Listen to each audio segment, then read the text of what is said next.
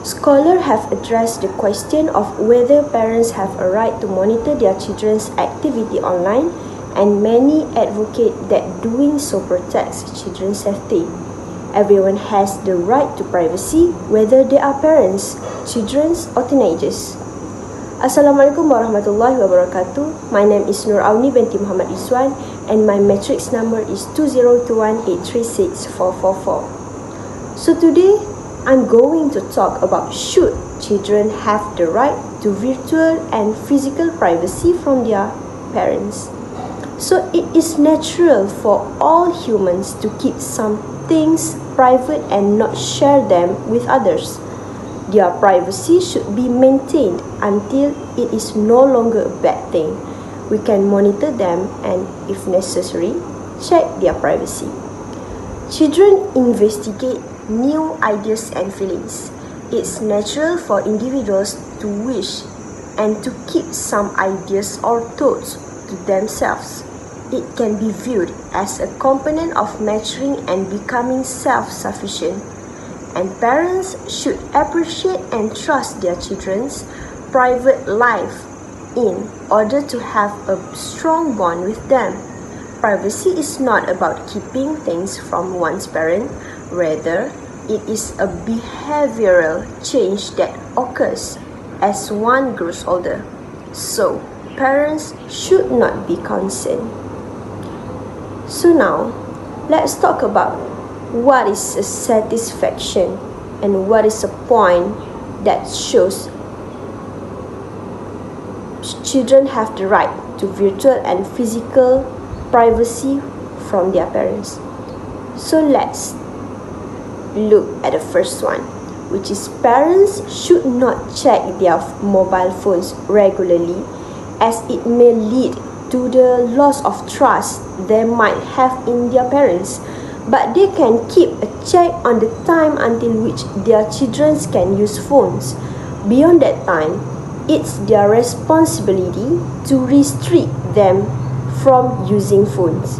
And the second one is privacy and trust are directly proportional to each other. So when you invade your child's privacy on a regular basis, it causes trust concerns. There are hormonal changes that cause your children to try strange experiences as he or she grows from a child to a teen.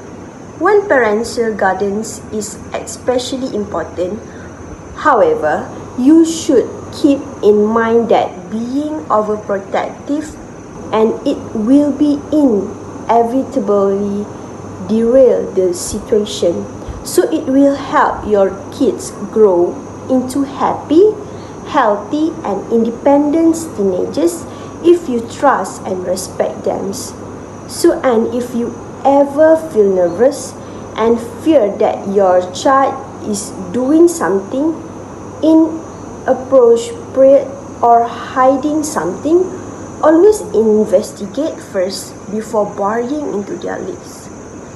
So the next one is parents should not check their children's diaries.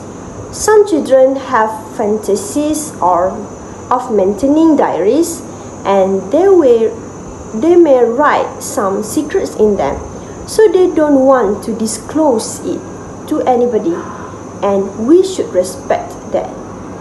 And the second one is parents should knock on the doors of their children's rooms before entering or taking permission while sneaking into their bags.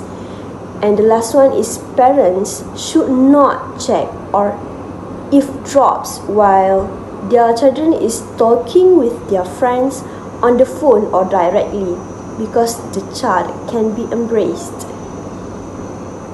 So let's look about children with strict parents may more likely to become depressed because shouting rewrites their brains. So when can the parents check their child's privacy?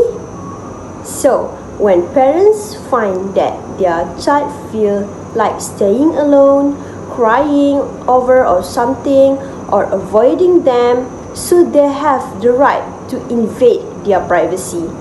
Though the child will not share everything with the parents should help their child cope with the condition that they may be facing. So instead of spying on the kids, they can check the chats of their children when they find changes in their kids' behavior. So if they find any marks of bruise on their child's body, so they can check their privacy. So parents should not beat or scold their children for their behavior. Rather, they should try to be patient and act as a friend to them. So this will boost trust and confidence in the children, and they can open up about the issue they are facing. So if you have a teenager who is responsible, respect her curfew, is with whom she said she would be, and is generally trustworthy and honest, then I suggest you stay out of her room. So she's earned your trust, and I think you should tell her that too. You can say that something like, I'm not going to interfere with your privacy because you are doing so well, so I have no reason not to trust you. So that way she knows she's being rewarded for her behavior. In short, your lack of interference in her personal space is a direct result of her actions. So why do I think you shouldn't spy on your kids without good reason? Many parents do it, and I'm not saying it's wrong, but in my opinion, it doesn't foster independence and individuation. So we want to raise a young adult who can make independent decisions and who can have a life of their own. So don't forget on one of the things that teens try to do during puberty is individuate. So part of having a life of their own is having a space of their own. So when you spy on your otherwise responsible child, so the message you are sending is, I don't trust you, even when you haven't done anything wrong. So as a conclusion, parents should not completely leave their children to lead their private life. Instead, they should keep a check and monitor their child's behavior and body patterns. So you should develop trust in them so that they will consult with you before making any decision. So that's all from me. Thank you.